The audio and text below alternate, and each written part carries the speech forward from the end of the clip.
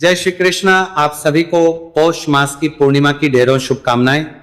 प्रिय दर्शकों, आज हम बात करेंगे पौष पूर्णिमा के विषय में। बताएंगे आपको कि पौष पूर्णिमा कब है, क्योंकि ये 2026 की पहली पूर्णिमा होने जा रही है। किस दिन पूर्णिमा का त्योहार मनाया जाएगा, पूर्णिमा पर जो चंद्र अर्घ्य व्रत होता है वो किस दिन करेंगे, और सत्यनारायण भगवान का व्रत किस दिन होगा। क्या दोनों ही दिन किए जा सकते हैं या नहीं किए जा सकते। भद्रा के विषय में कहा जा रहा है, तो भद्रा कब से कब तक रहेगी या क्या प्रभाव रहेगा। पौष पूर्णिमा की पूजा कैसे करनी है, इस दिन हमें क्या दान देना चाहिए, क्या जप करना चाहिए, क्या इसका स्नान कहा गया है, क्या इसकी विधि कही गई है, क्या इसके नियम कहे गए हैं और शास्त्रों में क्या इसकी महिमा कही गई है। इस प्रकार से संपूर्ण जानकारी आने वाली पौष पूर्णिमा के विषय में आपको इस वीडियो के माध्यम से प्रदान की जाएगी। आप है कि वीडियो यदि थोड़ा सा भी उपयोगी लगे तो कृपया एक बार लाइक अवश्य कर दीजिएगा। परमेश्वर वासुदेव की कृपा प्राप्त करने के लिए कमेंट बॉक्स में अवश्य लिखिएगा श्रीमन नारायण या ओम नमो भगवते वासुदेवाय। भगवान के मंत्र जितने लिखे जाएंगे उतना कल्याण होगा। आप देख रहे हैं सनातन धर्म का संसार ज्योतिष संस्थान का प्रतिष्ठित यूट्यूब चैनल सनातन धर्म का संसार धार्मिक। हम यहाँ पर सभी और त्योहारों की सही शास्त्रीय जानकारी प्रदान करते हैं। ज्योतिष शास्त्र और पंचांग के आधार पर आपको बताते हैं कौन सी तिथि कब है, व्रत आदि कब करना है, विधि क्या है, नियम क्या है और क्या गलती आपको नहीं करनी है। यदि आप सभी व्रत और त्योहारों की सही शास्त्रीय जानकारी पाते रहना चाहते हैं तो कृपया चैनल को सब्सक्राइब कीजिए और बेल आइकन को प्रेस कीजिए। आइए दर्शकों, जानकारी आरंभ करते हैं। बात करते हैं आने वाली पूर्णिमा की। दर्शकों, पौष माह की जो पूर्णिमा होती है इसकी महिमा शास्त्रों में बहुत अधिक वर्णित है। शास्त्र कहते हैं कि इस दिन जो कोई सत्यनारायण भगवान का व्रत करता है, पूजन करता है या स्नान करता है, दान करता है, जप करता है, तप करता है, उसको अत्यधिक पुण्य की प्राप्ति होती है, उसके जीवन के संकटों का नाश होता है। भगवान सत्यनारायण और भगवान विष्णु के आशीर्वाद से उसके जीवन में खुशियों का आगमन होता है। पौष पूर्णिमा का स्नान आपको कहाँ करना चाहिए। पौष पूर्णिमा के स्नान के लिए यदि संभव है तो आप गंगा जी पे जाइए। पौष पूर्णिमा पर गंगा स्नान की बड़ी महिमा है। गंगा स्नान करें, वहीं पे दान करें। जो गंगा स्नान नहीं जा पा रहे हैं वो क्या करें, जो गंगा स्नान नहीं जा पा रहे हैं वो घर में रहकर ही गंगा स्नान फल प्राप्त कीजिए। गंगा स्नान का फल प्राप्त करने के लिए या कहें कि उत्तम स्नान की प्राप्ति के लिए जो आपका नहाने का पात्र आपने बना रखा है, बाल्टी आदि, जिसमें आप नहाने का जल भरते हैं, उसको पहले साफ कीजिए। फिर उसमें थोड़ा सा गंगा जल भरिए, चाहे 2 बूंद गंगा जल ही डालिए। पहले गंगा जल डालिए, फिर उसमें शुद्ध जल डालिए। तदोपरांत हर हर गंगे बोलते हुए उसमें स्नान कर लीजिए। ये स्नान बहुत कल्याणकारी स्नान होगा। स्नान के बाद स्वच्छ वस्त्र धारण करके आपकी जो प्रतिदिन की पूजा है मंदिर की उसको कीजिए। साफ सफाई कीजिए मंदिर की, भगवान को स्नान आदि करा के। और जो प्रतिदिन का महत्व है इसको सुनिए, ध्यान दीजिएगा। इसी दिन से माघ स्नान शुरू होने जा रहा है और माघ स्नान की महिमा बहुत अधिक है। आप जानते हैं वैशाख स्नान, माघ स्नान, कार्तिक स्नान, ये ऐसे महीने हैं जिनके स्नान से ही मनुष्य तर जाता है। तो माघ स्नान शुरू होने जा रहा है, इसलिए स्नान कब करेंगे, सूर्योदय से पहले। और माघ स्नान के साथ माघ महत्व में सुनना ना भूलिएगा। आप हमारे चैनल पर अगर जुड़े हुए हैं तो आप जानते हैं कि हम वो महत्व में सुनाते हैं जो पुस्तकों में वर्णित हैं, जो पुराणों में वर्णित हैं। हम 4 कथाएं जोड़ के महत्व में नहीं सुनाते हैं, क्योंकि हमारी 4 पीढ़ियां ऐसी पांडित्य कर्म में बीती है। इसीलिए हमारे पास वो सैकड़ों साल पुरानी पुस्तकें, पुराण उपलब्ध हैं जिनमें वो में वर्णित हैं। इसीलिए हम केवल पुराणों में वर्णित सही में ही आपको सुनाते हैं। तो उनका श्रवण कीजिएगा और अवश्य जुड़िएगा माघ मास के साथ। अभी पौष मास में चल रहा है हमारे चैनल पर। हमारे चैनल पर सुनाया जाने वाला सुनिए और फिर अन्य चैनलों पर सुनाई जाने वाली कथाएं सुनिए। अंतर आपको पता लगेगा में क्या होता है। हम बात कर रहे हैं पौष पूर्णिमा के सुबह की। तो स्नान आदि से निवृत्त होकर कथा आदि सुनने के बाद आप अगर सत्यनारायण भगवान का व्रत करते हैं तो सत्यनारायण भगवान का पूजन करेंगे। फिर आप दान पुण्य के कार्य करेंगे। पहले मैं पूजन विधि बता देता हूं, फिर आपको दान पुण्य की विधि बताऊंगा और क्या दान करना चाहिए ये बताऊंगा। पूजन के लिए आप सत्यनारायण भगवान की तस्वीर लीजिएगा। प्रतिमा है तो प्रतिमा लीजिएगा। उनको स्थापित करने के लिए कोई चौकी लीजिएगा। उस पर बिछाने के लिए लाल या पीला वस्त्र आपके पास होना चाहिए। भगवान की करने के लिए आपके पास रोली, मौली, पान, सुपारी, लौंग, इलायची, पान में आपके पास पान का पत्ता होना चाहिए। पान, सुपारी, सुपारी कितनी? एक सुपारी, 2 लौंग, कम से कम 2 इलायची, धूप, दीप, घी का दिया नैवेद्य। नैवेद्य में आप भगवान को फल अर्पित कर सकते हैं, कोई मिठाई है तो मिठाई अर्पित कर सकते हैं या मिश्री अर्पित कर सकते हैं। कुछ ना मिले, बताशा हो तो बताशा अर्पित कर सकते हैं। इसमें पंचामृत की बड़ी महिमा है। भगवान के पूजन में भी उनको स्नान कराया जाएगा पंचामृत से, तो पंचामृत बनाना है। पंचामृत के लिए कच्चा दूध, दही, घी, शहद, शक्कर और गंगाजल चाहिएगा। इसी प्रकार से आप भोग में भी पंचामृत का प्रयोग करेंगे। तो पंचामृत बनाने की सामग्री मैंने आपको बताई है, एकत्र कीजिएगा। भगवान को जो विशेष भोग लगता है वो पंजीरी का भोग लगता है, उसमें केले की आवश्यकता होती है। तो आटे को भून के, गेहूं का आटा भून के, उसमें शक्कर आदि मिला के, घी आदि मिला के, और फिर सवाया बनाया जाता है। वो कथा में वृत्तांत भी सुना होगा आपने कि सवाया आपको प्रसाद बनाना है। सवाया कैसे? 125 ग्राम, 1.25 किलो, 5.25 किलो ऐसे बनता है ये। तो वो पंजीरी बना लीजिएगा। केले उसमें अवश्य रखने हैं काट के। ये सारी सामग्री एकत्र कर लीजिए। भगवान को अर्पित करने के लिए एक जनेऊ ले लीजिएगा और थोड़ा इत्र ले लीजिएगा। सारी सामग्री एकत्र कीजिए।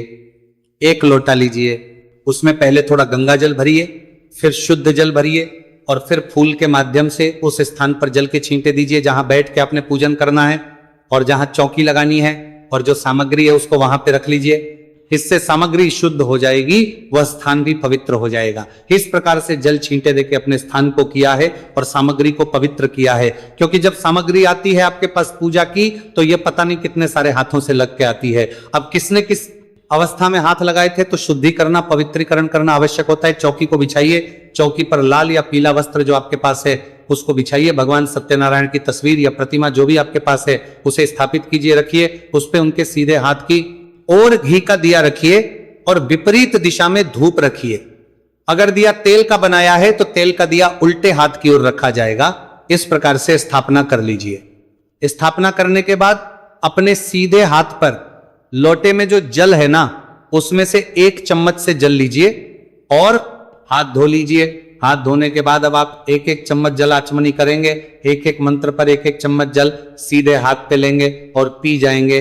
ओम माधवाय नमः जल लीजिए, पी जाइए। ओम केशवाय नमः जल लीजिए, पी जाइए। ओम नारायणाय नमः जल लीजिए, पी जाइए। ओम ऋषिकेशाय नमो नमः नमः हाथ धो लीजिए। हाथ धोने के बाद अपने आप को तिलक कीजिए, मौली बांधिए।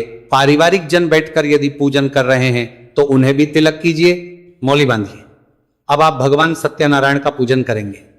भगवान सत्यनारायण के सामने कोई कटोरी या पात्र रख दीजिए, उसमें जल अर्पित कीजिएगा। पूजा की जो सामग्री है उसमें चढ़ाइएगा, इससे वो सामग्री और जलादि फैलेगा नहीं। सबसे पहले भगवान को 5 पुष्प अर्पित करेंगे। आसन के रूप में ये भाव रखिए कि आप भगवान को आसन प्रदान कर रहे हैं। 5 पुष्प हाथ में लीजिए, निवेदन कीजिए कि हे प्रभु, ये 5 पुष्प हम आपको आसन के रूप में अर्पित कर रहे हैं, इन्हें आप आसन के रूप में स्वीकार करें और यहां विराजमान हो, जिससे कि हम आपका पूजन कर सकें। पुष्प अर्पित कर दीजिए भगवान को। अब आप और दीप को प्रज्वलित कर लीजिए, दिया जला लीजिए, धूप जला लीजिए। अपने सीधे हाथ पर जल लीजिए। 1 रुपए का सिक्का दक्षिणा के रूप में कम से कम रखिए और 3 बार बोलिए ओम श्री विष्णु, ओम श्री विष्णु, ओम श्री विष्णु। अपना नाम, अपना गोत्र, जिस स्थान पर बैठकर संकल्प कर रहे हैं वहां का मकान नंबर, क्षेत्र का नाम, शहर का नाम, शुक्ल पक्षी, पुण्यतिथि, आयु और भगवान सत्यनारायण, पूर्णिमा सत्यनारायण व्रत पूजन बोलिए 100 श्री विष्णु। और यह संकल्प भगवान के चरणों में अर्पित कर दीजिए। संकल्प आपने अवश्य करना चाहिए। संकल्प करने के बाद भगवान की पूजा करेंगे। भगवान को 1-1 मंत्र पर 1-1 चम्मच जल सामने रख के पात्र में अर्पित कीजिएगा। ओम सत्यनारायण। इस प्रकार 3 बार आपने जल अर्पित किया। अब भगवान को स्नान कराएंगे। स्नान के लिए फूल से जल के छींटे दीजिएगा। भगवान को सत्यनारायण। अब पंचामृत बना लीजिए। कच्चा दूध, दही, घी, शहद, शक्कर ये मिला के बनाइए। पंचामृत को फूल पर लगा लीजिए और वह पंचामृत भगवान को अर्पित कीजिएगा। फिर से शुद्ध जल से छींटे दीजिएगा। अब भगवान को वस्त्र अर्पित करते हैं। तो वस्त्र के रूप में मौली का एक टुकड़ा तोड़ लीजिए, वो अर्पित कर दीजिए। भगवान को ओम जनेऊ लीजिए, जनेऊ को तिलक कर लीजिए, फिर चढ़ा दीजिए, तिलक कीजिए भगवान को, आदि से तिलक कीजिए। इत्र अगर आपके पास है तो इत्र को पुष्प पर लगाइए और इत्र भगवान को अर्पित कीजिए। इत्र अर्पित करके तिलक लगा के पुष्प अर्पित करेंगे। माला है तो माला पहनाइए। तदोपरांत भगवान को धूप दिखाएंगे। भगवान को धूप दीप दिखा के समर्पित करेंगे। तो भगवान को फल, मिठाई या मिश्री आदि जो आपके पास है वो अर्पित कीजिए। ओम गुरु एक जल लीजिए, सामने रखे पात्र में अर्पित कर दीजिए। पान का एक पत्ता लीजिए, उस पे 2 लौंग, 2 इलायची, एक सुपारी रखिए, उसका बीड़ा बना के वो भगवान को अर्पित कीजिए। शुभ दक्षिणा, जो भी दक्षिणा चढ़ाना चाहते हैं भगवान को वह दक्षिणा अर्पित कीजिए। हाथ जोड़ के नमस्कार कीजिए। अब आप पूर्णिमा की कथा सुनिए। पूर्णिमा व्रत पर कथा सुनी जाती है। केवल और केवल सत्यनारायण भगवान की वही कथा आपने सुननी है, और वो 5 अध्याय कथा होती है। 5 अध्याय की अगर कोई भी अच्छी सी कथा को सुनाएगा, पूरी कथा सुनाएगा, तो आरती के साथ लगभग उसमें 35 से 40 मिनट तक लग सकते हैं। 35 मिनट कम से कम लगेंगे ही लगेंगे, तो सही कथा का ही श्रवण करें। आप हमारे चैनल पर नए हैं तो सब्सक्राइब कर लें, क्योंकि हम संपूर्ण 5 अध्याय कथा विस्तार से सुनाते हैं। विधि प्रकार से तो उसको सुनेंगे, कथा के साथ हम आरती भी आपको गाते हैं उसी में, तो इसके लिए आपको फिर कहीं कुछ और ढूंढना नहीं पड़ता। भगवान की आरती कीजिएगा। आरती करने के बाद आप भगवान को भोग लगाएंगे। भोग के लिए पंजीरी केले और इसमें तुलसी डाल रखिए। प्लेट में भगवान के सामने थाली सजाइए, पर्दा कर दीजिए। हम मंत्र पढ़ते हैं, आप प्रार्थना कीजिए। हाथ जोड़ के ताली बजाइए, अगर घंटी है तो घंटी बजाइए और पर्दा हटा दीजिए। जलाजमणि कराएंगे, जल लीजिए, में थाली के चारों तरफ घुमाइए और छोड़ दीजिए। हाथ जोड़ के नमस्कार करके थाली उठा लीजिए। इस भोग प्रसाद को बाकी प्रसाद में मिला दीजिएगा। इस प्रकार से सत्यनारायण भगवान की आपने पूजा पूर्ण की है। अब हाथों में पुष्प लीजिए। भगवान नारायण से निवेदन कीजिए कि हे प्रभु सत्यनारायण भगवान, हमने आज आपकी है पूजा की, आपको स्थापित किया। इस पूजा में हमसे कोई गलती, कोई त्रुटि, कोई भूल हो गई हो तो उसे क्षमा कीजिएगा। प्रभु हम अज्ञानी जीव हैं, आपके बालक नादान हैं, हमारी जाने अनजाने की गलतियों को क्षमा करते हुए दया का आशीर्वाद प्रदान कीजिएगा। आपको अर्पित करने के लिए हमारे पास कुछ नहीं है, तन मन धन सब कुछ आप ही का है। हमारे पास केवल क्या है? परमेश्वर या पत्र पुष्प की भेंट है। प्रभु इसको स्वीकार कीजिए। पुष्प भगवान अर्पित कर दीजिए। पुरुष जन जो है दंडवत प्रणाम कीजिए। माताएं सर झुका के हाथ जोड़ के नमस्कार कीजिए। इसके बाद आप प्रसाद बाकी सभी पारिवारिक जनों को वितरित कीजिए। फिर आपने दान देना है। कथा सुनी है तो कथा के निमित्त जो भी आपने अगर वाचक बुलाया है तो उनको भोजन आदि करा के दान दक्षिणा आदि दे के विदा कीजिए।